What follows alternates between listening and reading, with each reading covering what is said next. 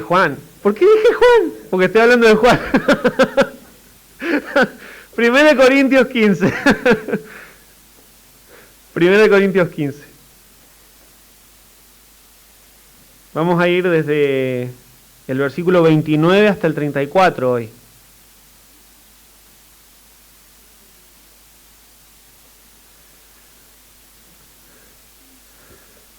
Saben que medio metí la mano y alteré el orden de las predicaciones. El pasaje de hoy es como un tirón de oreja en realidad, ¿no? Y nos iba a tocar justo, realmente este pasaje en el orden que veníamos de las predicaciones nos tocaba justo para la Cena del Señor. Entonces, ahí, ¿sabe? Como recuerdan, invité al pastor Matías Pavesio hace 2 semanas atrás, como para hacer un espacio, correr una fecha las predicaciones, por lo menos las de 1 Corintios. Entonces la semana pasada estuvimos hablando de la resurrección de los santos durante mientras participábamos de la Cena del Señor. Y hoy toca este pasaje que es para mí un poquito difícil de predicar, por 2 razones, porque es difícil de interpretar. Y ahora van a ver de qué se trata. Es un poco difícil de interpretar y porque lo que dice es como cuando los papás retan a los hijos y los retan con dureza para llamarles la atención a algo importante por su bien. Bueno, ese es el carácter de este pasaje, ese es el tono. Y dice 1 Corintios, vamos desde el 29, en capítulo 15, versículos 29 al 34. De otro modo, ¿qué harán los que se bautizan por los muertos, si en ninguna manera los muertos resucitan? ¿Por qué pues se bautizan por los muertos? ¿Y por qué nosotros peligramos a toda hora? Os aseguro, hermanos, por la gloria que de vosotros tengo en nuestro Señor Jesucristo, que cada día muero. Si como hombre batallé en Éfeso contra fieras, ¿qué me aprovecha?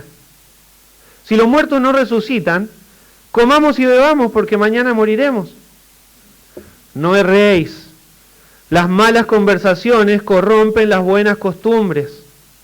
Velad debidamente y no pequéis, porque algunos no conocen a Dios. Para vergüenza vuestra lo digo. Ese es el párrafo que nos toca hoy. Que el Espíritu Santo nos ayude. Pablo en el capítulo 15 está tratando de corregir, ¿qué cosa? ¿Una conducta? Una doctrina. Conductas corrigió los primeros 14 capítulos.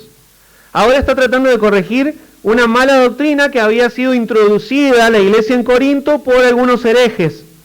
¿Cuál era esa mala doctrina? A ver si recuerdan. Que los muertos no resucitan, que los muertos en Cristo no resucitan. Sí creían en la resurrección de Cristo, pero negaban la resurrección de los muertos en Cristo. Y entonces en las últimas 2 predicaciones que hemos visto hasta acá, digamos los 2 párrafos anteriores al que nos toca estudiar hoy, vimos en primer lugar que Pablo lo que hizo es hacer un argumento, negativo respecto a cómo creer esta mala doctrina iba negando y tirando abajo algunas otras. ¿Se acuerdan? Y cómo finalmente las consecuencias para la iglesia eran gravísimas, porque terminaba atentando contra las mismas bases del evangelio que ellos estaban predicando. Porque si no hay resurrección de muertos, entonces ¿cómo Cristo resucitó? Estamos predicando el evangelio de un Cristo que verdaderamente no resucitó. ¿Entienden? Entonces, el permitir esta mala doctrina atentaba contra las bases del evangelio. Y después, la semana pasada, después de que hace 2 semanas vimos ese argumento en el que Pablo iba diciendo, si creemos esto, también implica esto, y esto, y esto, y esto, y era cada vez peor la consecuencia. ¿Entienden? Respecto al conocimiento, respecto al entendimiento doctrinal. Entonces lo que vimos la semana pasada, cuando tuvimos la Cena del Señor, es ver cómo Pablo refutó esa mala doctrina de que los muertos no resucitan, y primero mostró Cristo, las primicias, ¿se acuerdan? Cristo, las primicias de la resurrección, lo vimos lo que significaba eso. Después dijo, y las primicias, que el hecho de que Cristo sea las primicias quiere decir que después viene una gran cosecha de resucitados. Y todo esto para la gloria del Padre, cuando al final, cuando Cristo someta todo dominio, poder, potestad, toda potencia bajo su dominio, en el final del reino, y lo ponga a los pies del Padre y sujete todo, y aún Él mismo se sujete y todo para la gloria de Dios el Padre, ¿se acuerdan? Y por medio de ese argumento, en el párrafo que vimos la semana pasada, Pablo entonces refutó, sí, los muertos en Cristo sí resucitan. Sí resucitan. Cristo resucitó y por la resurrección de Cristo, que fue las primicias, viene una gran cosecha y tienen que estar seguros de eso. Ahora lo que pasa con este párrafo que nos toca estudiar hoy es que Pablo se está volviendo al tema de la mala doctrina, porque ahora lo que va a mostrar Pablo es la consecuencia en la conducta de las personas cuando se permite una mala doctrina.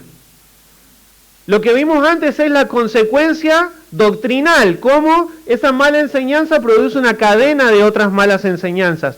Pero lo que hoy Pablo les va a mostrar es cómo el permitir y creer una mala doctrina va produciendo una serie de malas conductas pecaminosas en las personas.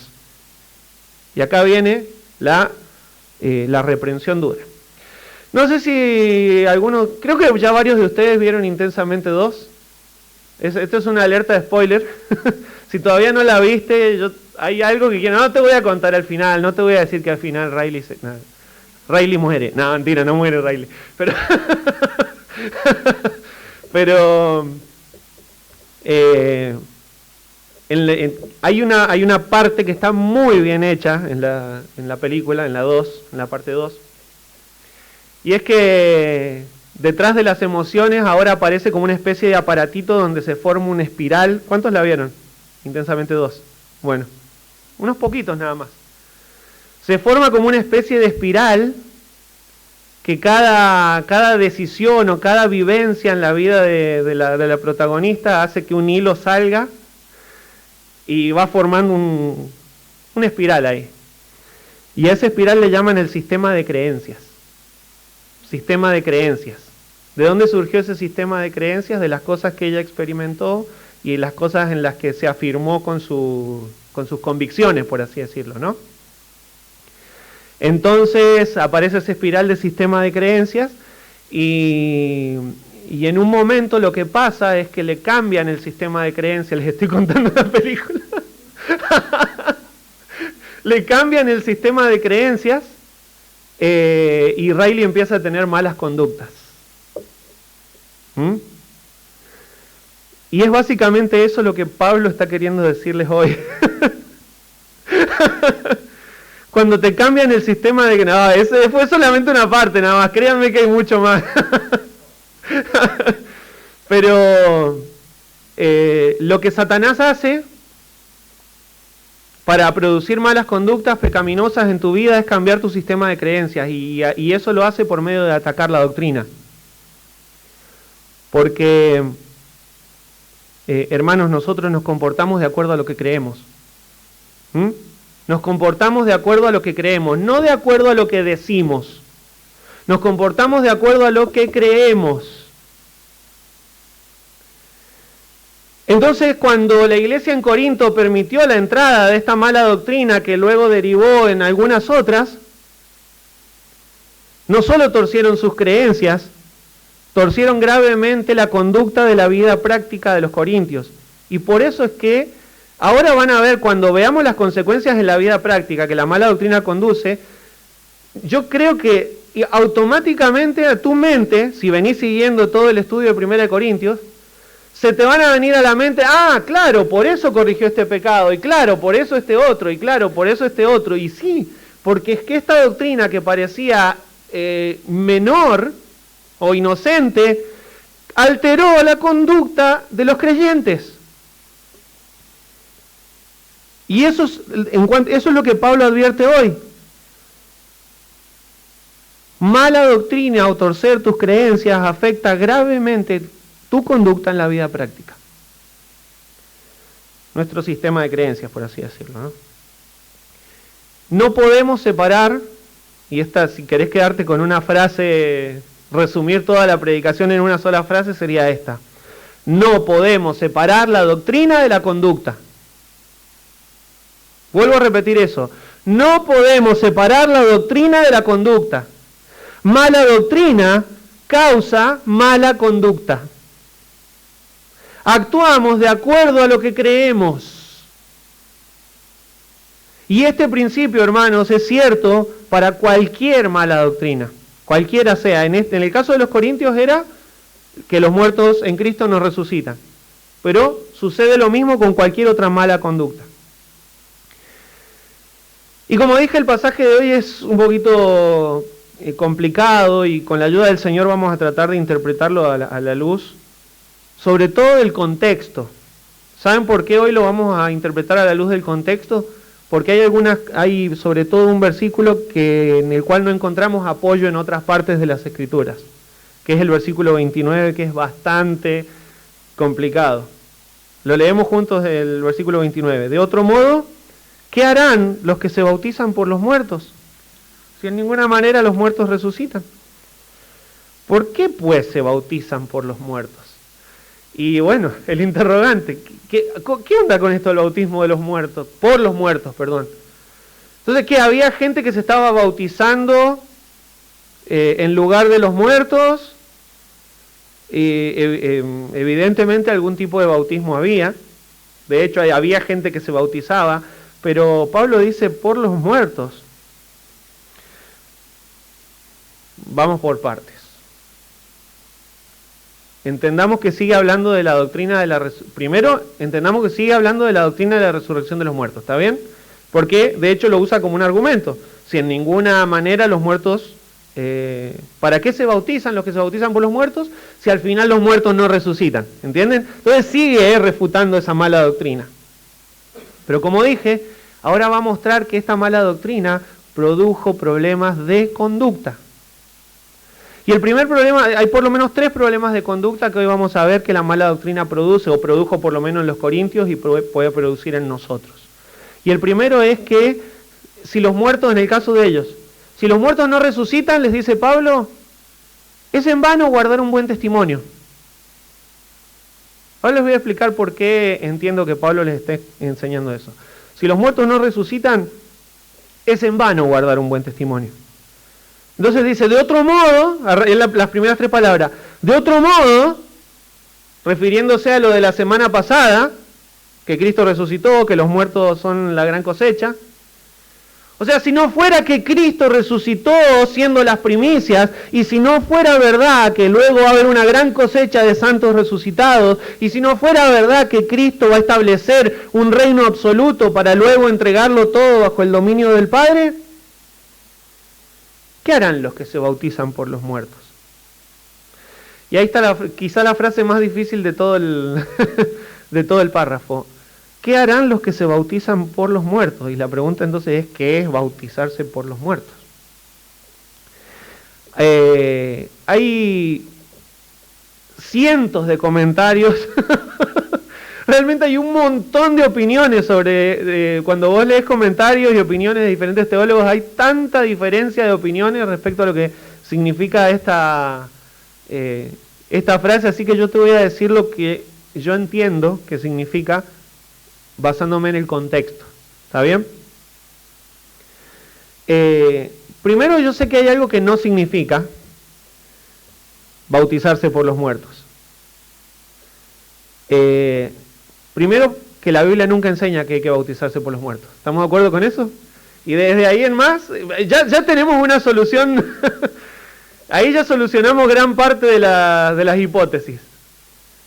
No hay un solo pasaje en la Escritura que te enseñe o te anime o te aliente a que tenés que bautizarte por un muerto. ¿Está bien? ¿Estamos de acuerdo con esto? Listo. Entonces, ¿qué significa?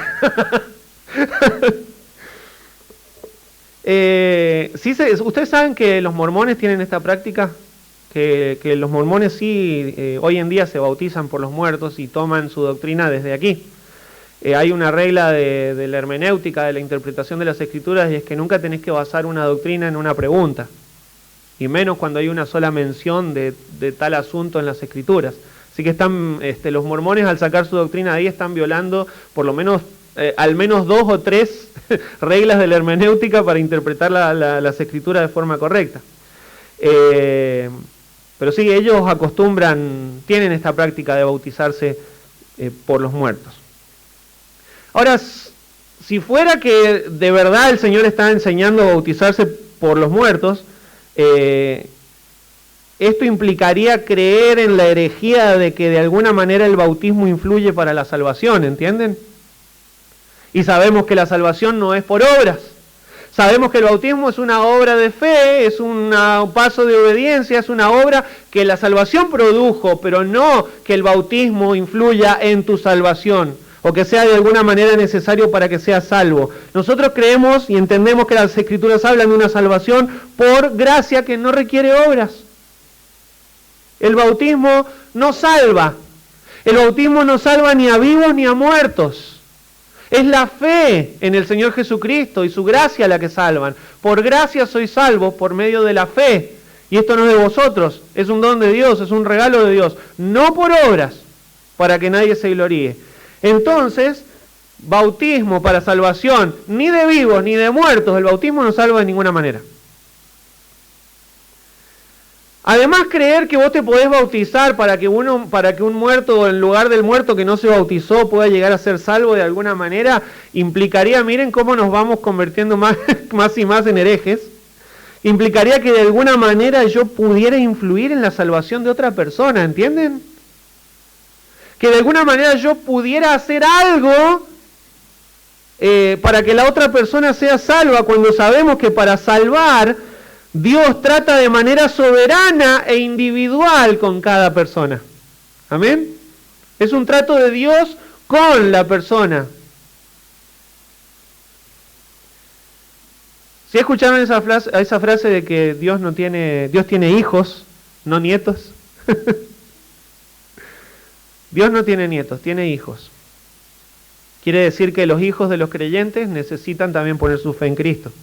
No nacen creyentes por ser hijos de creyentes. ¿Entienden esto?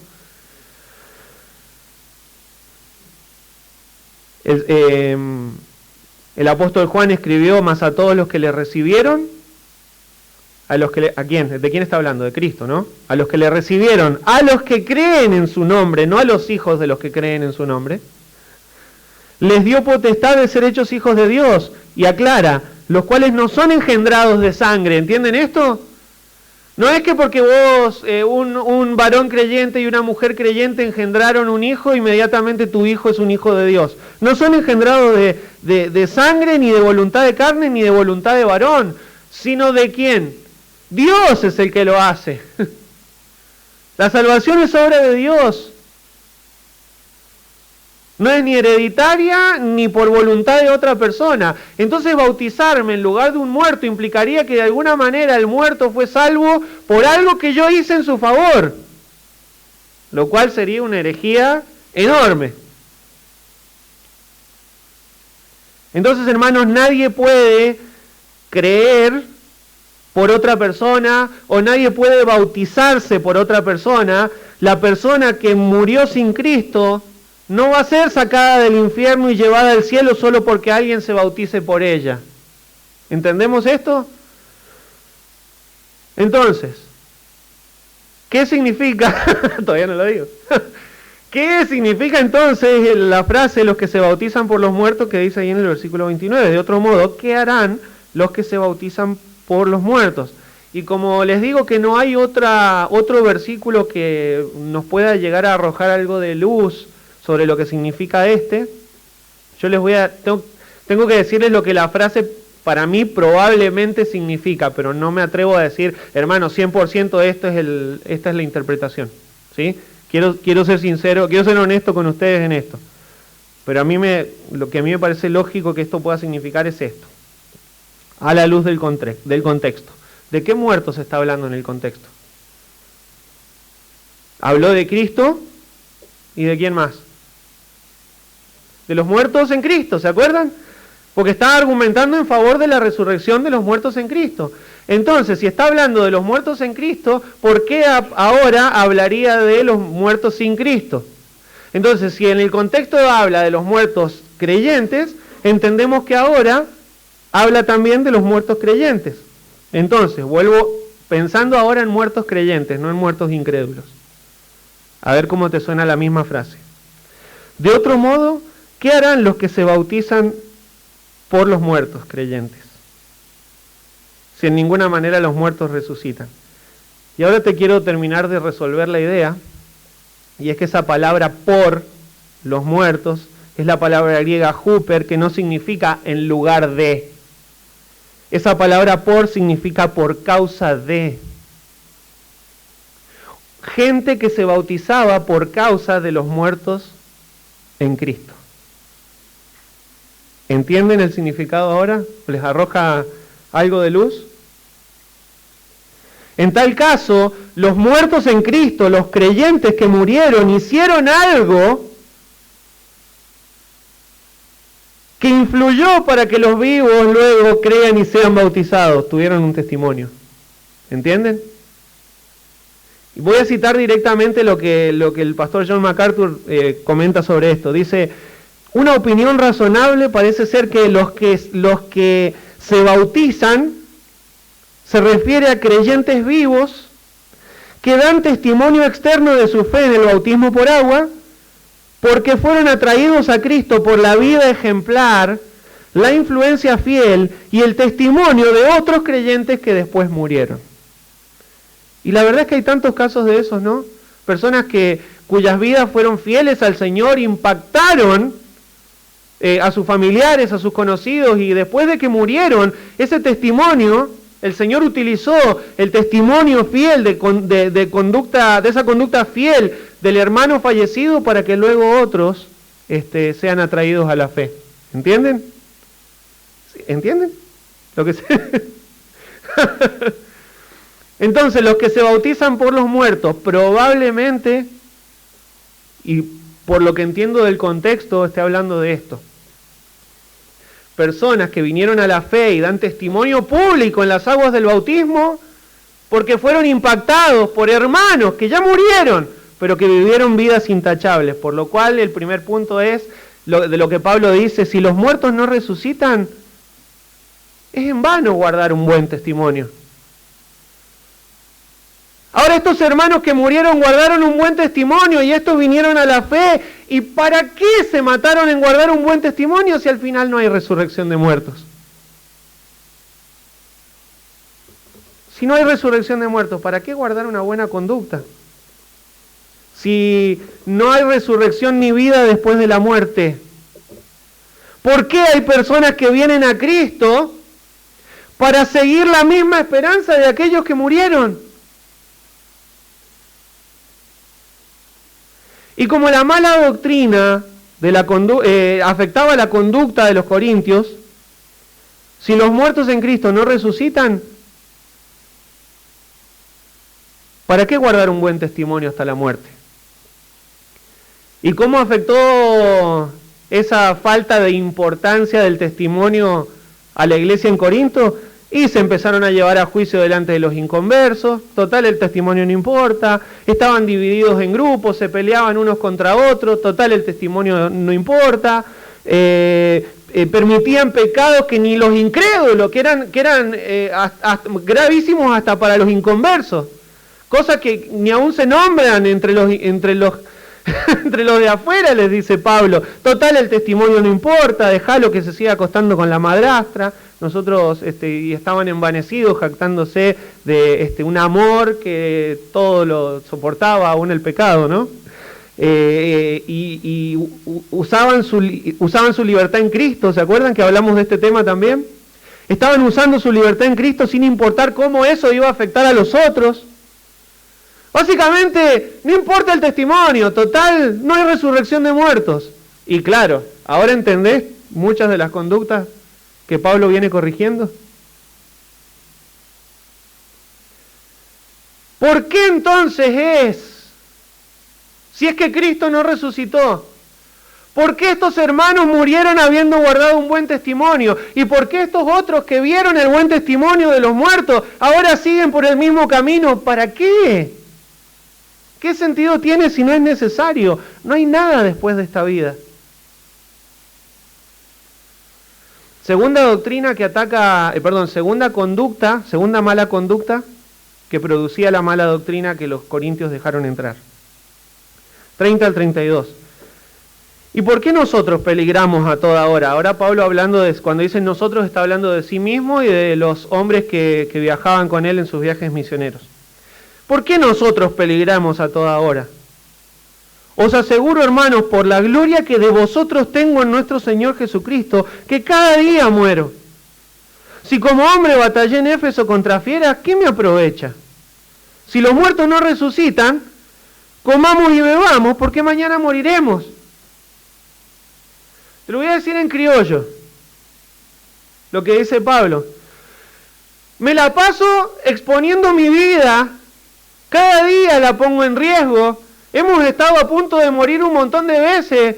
¿Para qué si los muertos no resucitan? Comamos y bebamos, vivamos la vida cómoda. ¿Para qué gasto mi vida en el servicio al Señor?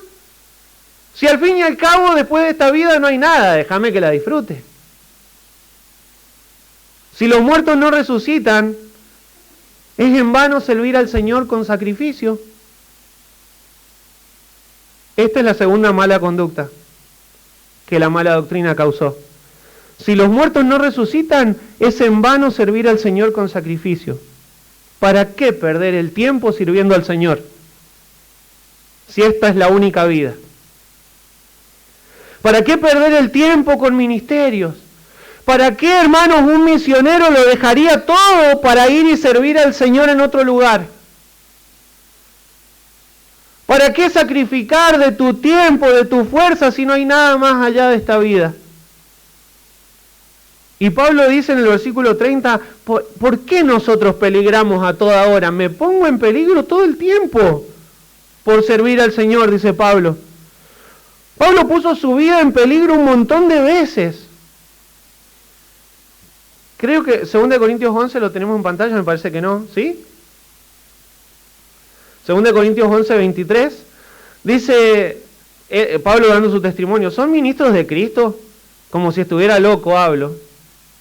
Está hablando de, en el contexto, de falsos maestros que habían entrado, esto ya es en la segunda epístola, falsos maestros que habían entrado para socavar la autoridad y el testimonio de Pablo. Ese es el tema central de la segunda epístola. Estaban diciendo, ¿y quién es Pablo para...? ¿A dónde está la autoridad de Pablo? Pablo no es nadie. Y Pablo va respondiendo, ¿son ministros de Cristo? Pablo hablando de estos falsos maestros. Como si estuviera loco hablo. Esto es una locura, no son ministros de Cristo. Yo más, en trabajo más abundante, en azotes sin número, en cárceles más, en peligros de muerte muchas veces. De los judíos 5 veces he recibido 40 azotes menos 1. 3 veces he sido azotado con vara, 1 vez apedreado, 3 veces he padecido naufragio, 1 noche y 1 día he estado como náufrago en alta mar. En caminos muchas veces, en peligros de ríos, peligros de ladrones, peligros de los de mi nación, peligros de los gentiles, peligros en la ciudad, peligros en el desierto, peligros en el mar, peligros entre falsos hermanos. En trabajo y fatiga, en muchos desvelos, en hambre y sed, en muchos ayunos, en frío, en desnudez y además de otras cosas, lo que sobre mí se agolpa cada día, la preocupación por las iglesias. ¿Quién enferma y yo no enfermo? ¿A quién se le hace tropezar y yo no me indigno? Hasta ahí llega, ¿no? En otras palabras dice, Pablo está contando todos sus padecimientos, pero no está sacando chapa. No está acá queriendo dar lástima diciendo, che, miren lo mal que la paso por el Señor. Lo que está diciendo es, yo sufro todo esto porque soy un siervo de Dios, no voy a dejar que estos vengan a hablar cualquier cosa sobre mi testimonio que ustedes ya conocen.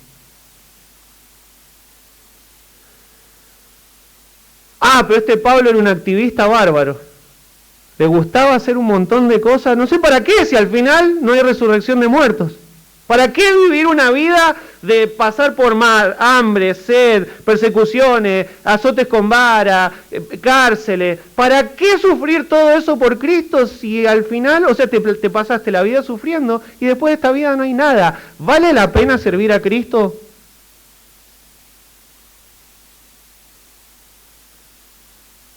Este activista Pablo, que le gustaba ir por todos lados y poner su vida en sacrificio, ¿para qué si solamente Dios te pide que seas una buena persona y nada más? El servicio es optativo. El servicio es activismo para el Señor.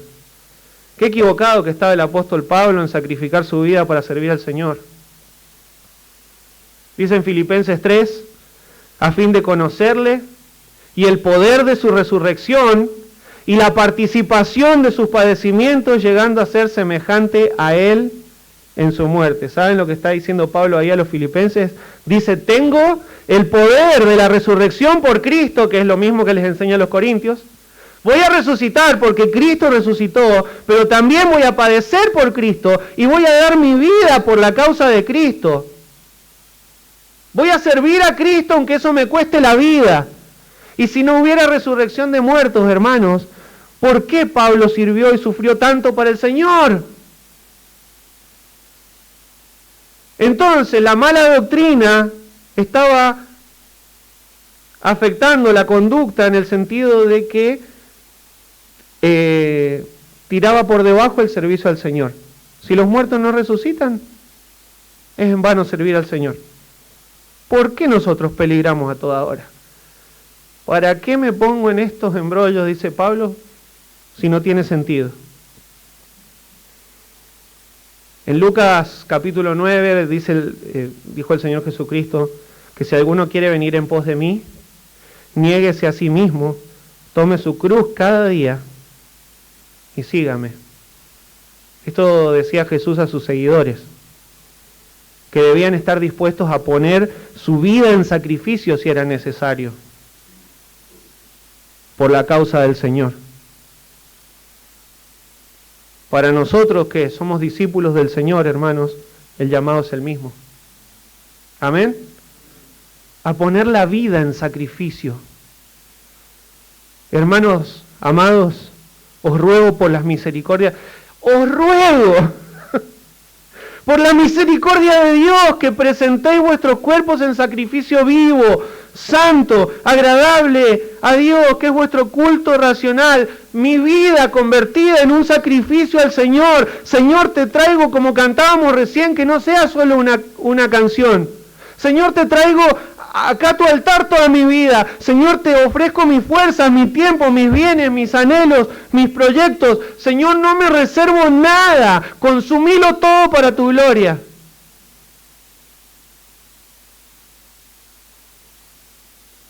Nah, no seas tan activista. ¿Para qué te la vas a pasar sirviendo al Señor? Eso no te pide el Señor. Bueno, eso es consecuencia de una mala doctrina. Eso es una mala conducta que entra como consecuencia de una mala doctrina. Y Pablo les dice, se lo juro, hermanos, versículo 31, os aseguro, hermanos, y hace como una especie de juramento / promesa, ¿no? Por la gloria que de vosotros tengo en nuestro Señor Jesucristo, que cada día muero. Cada día.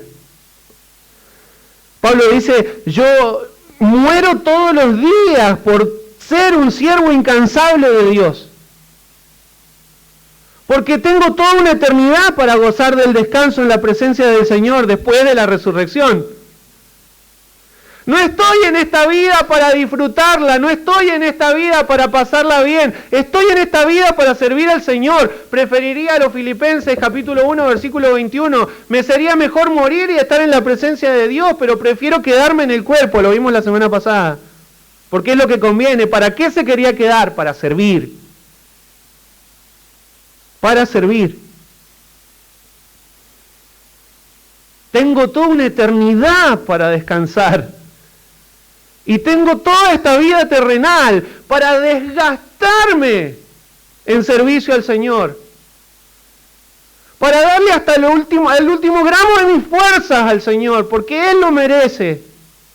Porque esa es la causa por la que vale la pena poner la vida. Si tengo que servir y servir y servir, lo voy a hacer porque mi Señor lo quiere y porque es un sacrificio vivo, o sea, y es racional que lo haga. Nada menos. Mi motivación para poner mi vida, les dice Pablo ahí, son ustedes. Por la gloria que de vosotros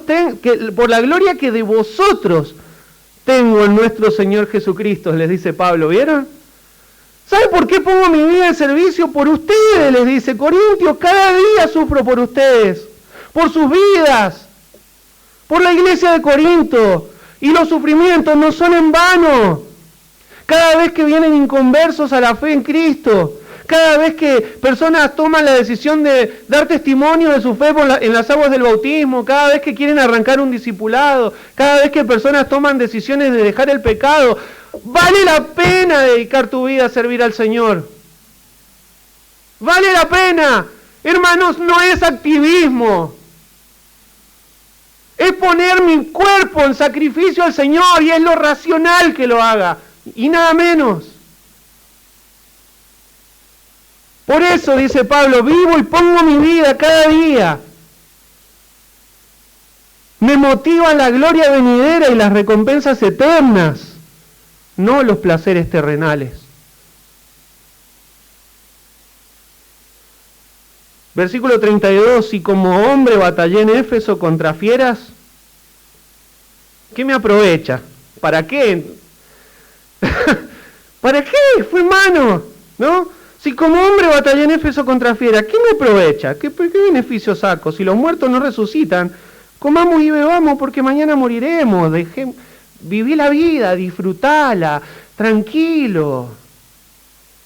¿Por qué andás tan agitado? Viví tu vida con tranquilidad, disfrutala. El tiempo es corto, de hecho, dice la palabra de Dios. El vivir la vida así es no tener la mirada puesta en lo eterno. Y hermanos, es que tenemos una eternidad entera. ¿Sabes que te quedan millones de años para descansar? Te quedan millones de años para disfrutar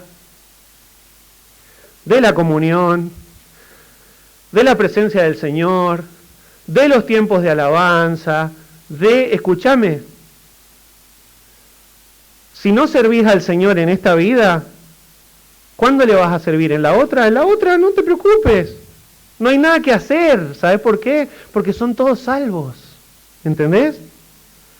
Porque en el cielo son todos salvos. El evangelismo hay que hacerlo ahora. Es ahora el momento de desgastar tu vida para el Señor. Batallé contra fieras en Éfeso, dice Pablo. Y hay algunos comentaristas que dicen que puede haber sido literalmente, porque la verdad es que era un castigo muy común de la época, que los metían a un lugar, una arena, ¿no?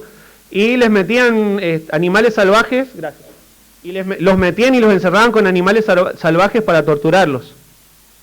¿Sabían eso? Y Pablo dice, en Éfeso batallé contra fieras, y puede ser que haya sido una forma de tortura literal que Pablo haya pasado, pero más probable, hermanos, es que sea una alegoría para referirse. ¿Ustedes, algunos se acuerdan de lo que pasó en Éfeso? De hecho, Pablo está escribiendo desde Éfeso a los corintios. Todavía estaba en Éfeso. Pero en el libro de los Hechos, ¿qué le pasó a Pablo? Bueno, llegó, predicó el Evangelio, se topó con un tal Demetrio que hacía la billulla con la venta de los templecillos de la diosa Diana. Y claro, cuando Pablo predica que la diosa Diana no es diosa, bueno, Pablo piensa que Diana es una diosa, pero esa es otra cosa. Ese es otro Pablo y esa es otra Diana.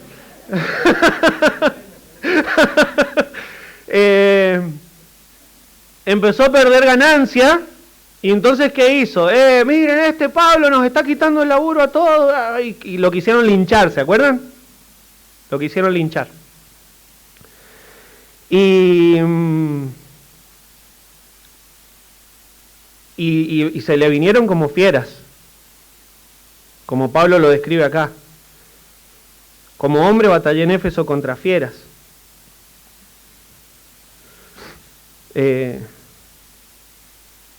Parece que lo de Éfeso, o la persecución que Pablo soportó en Éfeso por causa del Evangelio, fue bastante dura para él, porque lo vuelve a mencionar, estamos ahora en el 15, pero lo vuelve a mencionar en el capítulo 16. En el versículo 8 dice, pero estaré en Éfeso, acuérdense, él escribe desde Éfeso a los Corintios, estaré en Éfeso hasta Pentecostés, porque se me ha abierto puerta grande y eficaz, y muchos son los adversarios. ¿Sí? El Señor me abrió una puerta para la predicación del Evangelio acá, pero ¿saben qué? Me quedo, dice Pablo.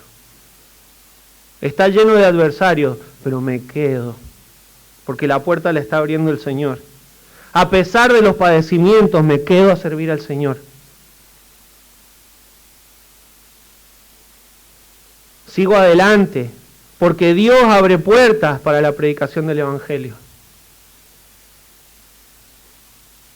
Y Éfeso, de hecho, hermanos, era una de las principales ciudades de allí de Asia Menor, era una de las capitales, ¿no? De las ciudades más grandes. También les dice ahí a los Corintios, pero en la segunda epístola, en el capítulo 1, dice, porque hermanos, no queremos que ignoréis, otra vez, a ver, si lo menciona tantas veces, yo creo que la pasó mal en serio en Éfeso. Porque hermanos, no queremos que ignoréis acerca de nuestra tribulación que nos sobrevino en Asia. ¿Cuál era la capital de Asia Menor? Éfeso. Pues fuimos abrumados sobremanera, más allá de nuestras fuerzas, de tal modo que aún perdimos la esperanza de conservar la vida. Yo pensé que moría, dice Pablo, yo ya estaba entregado, no daba más, no tenía más fuerza para seguir adelante, pero tuvimos en nosotros mismos sentencia de muerte, para que no confiásemos en nosotros mismos, sino en Dios que resucita a los muertos. ¿Sabés por qué dice Pablo que sirvo? Porque yo sé que Dios resucita a los muertos. Y vuelve a decir, fue tan duro lo que nos hicieron en Éfeso que pensamos que nos moríamos, pero seguimos adelante, seguimos sirviendo al Señor con la esperanza de que Dios nos resucita y más allá nos espera una recompensa y nos espera un descanso eterno. Y en el final de la epístola dice, con el mayor placer gastaré lo mío y aún yo mismo me gastaré del todo por amor de vuestras almas, aunque amándolos más he amado menos, porque estoy hablando del final de la segunda epístola. Porque toda la segunda epístola se la pasó refutando cosas, calumnias que habían dicho sobre él. Me voy a desgastar por completo, le dice Pablo. Voy a servir hasta que no me queden fuerzas. Versículo 32 en el final dice, si los muertos no resucitan, comamos y bebamos porque mañana moriremos. O sea, si esta herejía de que los muertos no resucitan fuera cierta, lo que nos convendría entonces es disfrutemos cada minuto. Disfrutemos esta vida, entreguémonos a los placeres, a la comida, a la bebida, todos los placeres que puedas tener, porque fuera de esto no hay más. Y decime hermano, si esta no es la forma de vida que el mundo propone. La vida es una, hay que vivirla, ¿no?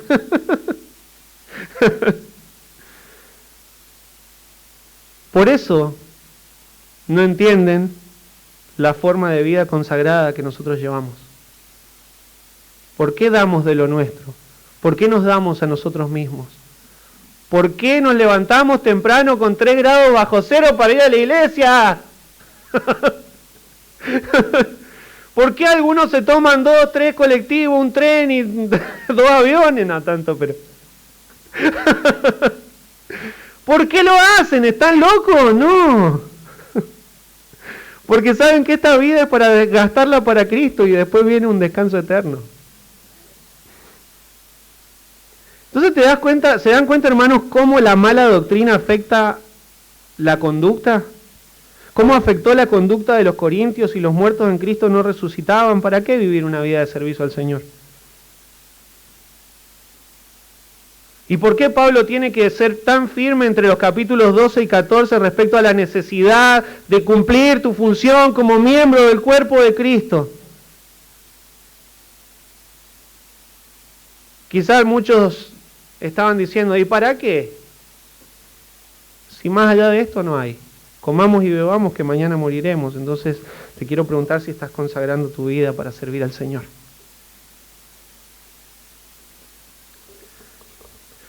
Si los muertos, termino con esto, si los muertos no resucitan, es la tercera consecuencia grave de la herejía. ¿Para qué vivir en santidad? Versículos 33. No erréis. Las malas conversaciones corrompen las buenas costumbres. Velad debidamente y no pequéis, porque algunos no conocen a Dios. Para vergüenza vuestra lo digo. Tres mandatos, tres imperativos hay en estos dos versículos.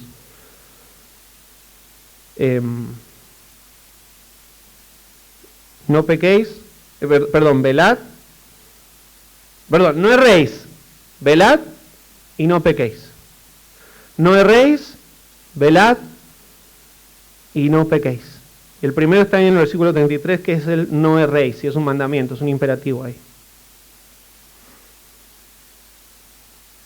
Y de hecho está en tiempo continuo, no estén errando, sería como una traducción más literal. No se estén extraviando. ¿Qué les quiere decir en el contexto Pablo a los corintios? No se salgan del camino recto, corintios. No pierdan el rumbo. No desvíen la doctrina, porque también se va a desviar su conducta como consecuencia. La mala doctrina te va a alejar de la santidad. Y a continuación te dice cómo es que una persona llega a errar en doctrina y en conducta. Las malas conversaciones corrompen las buenas costumbres.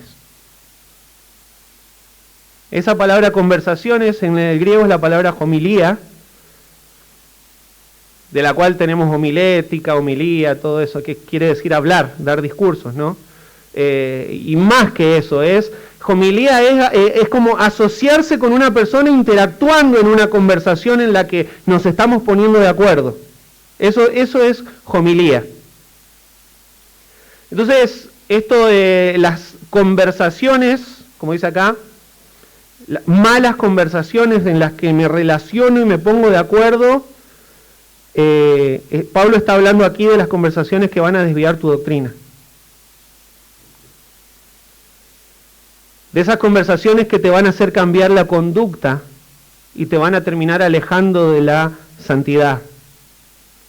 ¿Cuál es la idea de Pablo acá? Que las personas con las que te juntes van a terminar afectando tus pensamientos y tus costumbres. ¿Entendemos esto? Que las personas con las que te juntes van a terminar afectando tus pensamientos y tus costumbres. Y como dije recién, de la palabra homilía viene también la palabra homilética, ¿sí? Que es la que utilizamos para hablar de predicación. Y en este caso habla de las personas que van a estar predicándote mala doctrina, malas conversaciones, que van a estar predicándote en sus conversaciones o en sus charlas mala doctrina. ¿Cuál va a ser el efecto? Que tus costumbres van a ser corrompidas, tu conducta va a cambiar y vas a empezar a portarte mal. Eso es lo que Pablo está queriendo decir. Bienaventurado el varón que no anduvo en consejo de malos. Bienaventurado el varón que no anduvo en consejo de malos. Hermano, ¿no te pasa que hay personas con las que después te pones a hablar, sostenés una conversación Y después de haber conversado con personas terminás triste, terminás enojado, porque sus corazones están llenos de amargura, te hablan mal de todo y de todos.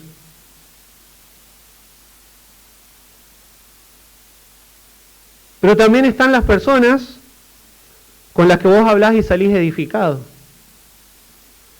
que te hablan de Cristo, que te animan a seguir adelante, que te impulsan a crecer en tu relación con el Señor, que son conversaciones edificantes. Y ellos, en lugar de dañar tus costumbres, te ayudan a vivir mejor para Cristo.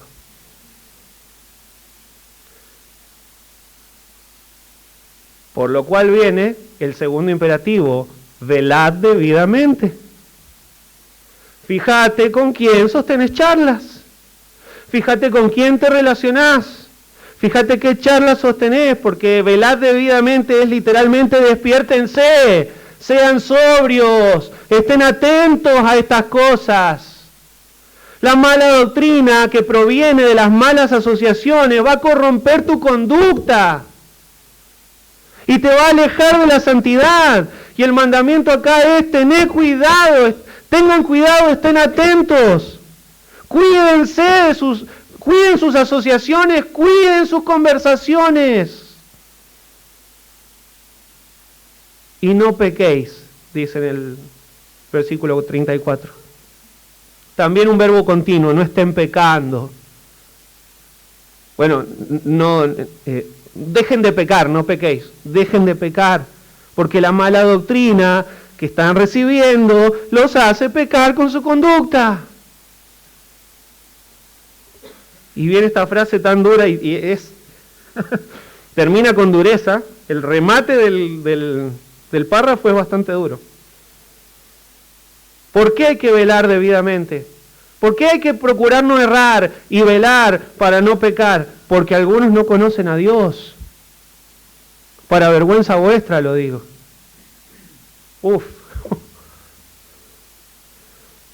Porque algunos no conocen a Dios, y acá no está hablando de los que no le conocen respecto a la salvación, no está hablando de inconversos.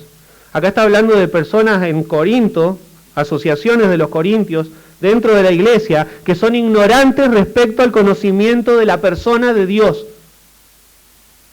No conocen quién es Dios y cómo es Dios y cuál es la voluntad de Dios. Y esta frase, hermanos, tiene que haberles caído a ellos como un balde de agua fría, porque los corintios eran, ¿se acuerdan? Que eran muy de jactarse de conocimiento y de madurez.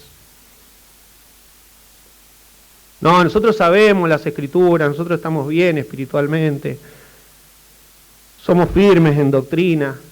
Y ya Pablo les había dicho: ustedes son niños, ustedes son inmaduros.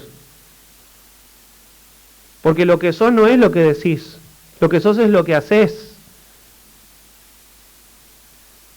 Y en su vida había peleas, divisiones, fornicación, libertinaje, y todo lo que ya vimos en los primeros capítulos.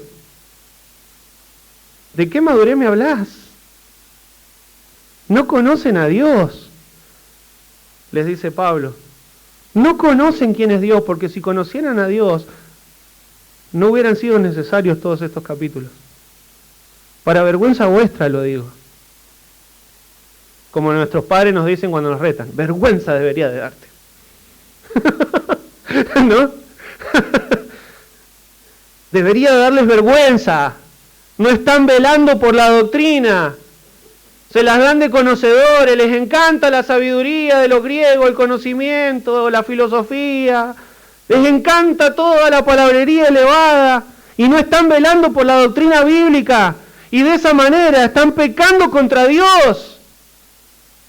Porque al participar de malas conversaciones y dejar que las malas conversaciones cambien su doctrina, su conducta está cambiando y están alejándose de la santidad. Para vergüenza vuestra lo digo. No sos lo que decís, sos lo que hacés. Y lo que hacés está determinado por lo que crees. Tu sistema de creencias. Hermano, guardá la doctrina. Y no estoy hablando solamente a nivel iglesia, estoy hablando de tu corazón. Porque cuando estamos a nivel iglesia sí hay que cuidar, obvio, que los predicadores guarden la doctrina correcta, tenemos que velar por eso.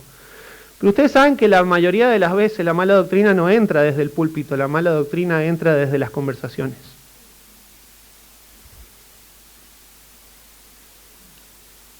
Y ahí el diablo va a buscar alterar tu sistema de creencias. ¿Para qué? Para hacerte pecar, para destruir la iglesia. Entonces, hermanos, cuidemos celosamente la doctrina, porque lo que creemos determina nuestra conducta. Ese es el título de la predicación de hoy. Lo que creemos determina nuestra conducta. No erréis. Velad. No pequéis. Dejad de lado lo que las personas digan sobre Dios. ¿Qué dice la conducta de las personas? ¿Qué dice tu conducta sobre lo que crees? Quizá tu boca dice algo y tu conducta dice lo contrario.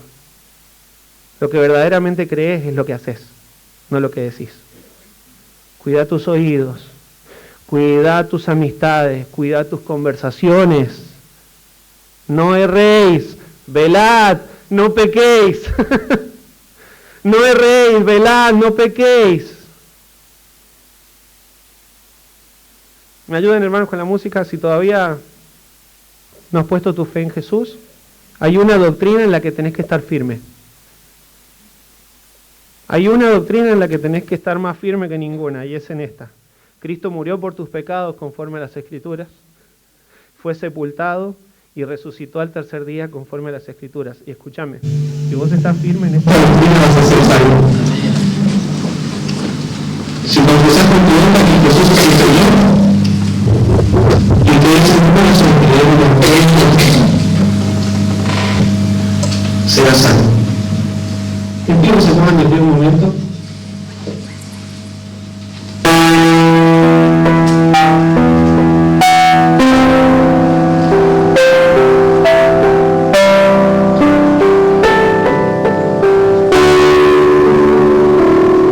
El pastor mismo podría cerrar la reunión no, la predicación. Oh, Señor mío, Padre, gracias por poder escuchar tu palabra, gracias por hablar a nuestros corazones, gracias por ser tan clara, Señor.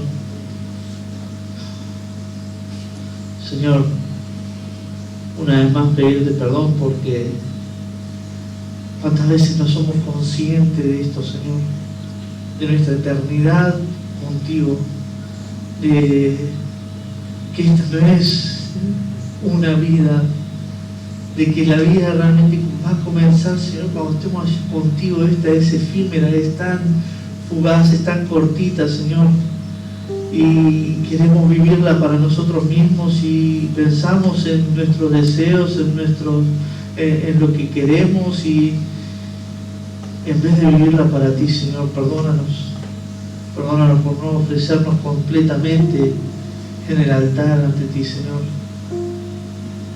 por no entregarte toda nuestra vida, nuestro tiempo, nuestros deseos. Señor, ayúdanos a vivir sabiendo, a la luz de esta doctrina, Señor, a la luz de esta doctrina, de saber que toda una eternidad contigo, Señor. Miles y miles de años allí, en tu presencia. Descanso, disfrute. Ayúdanos a sacrificar ahora.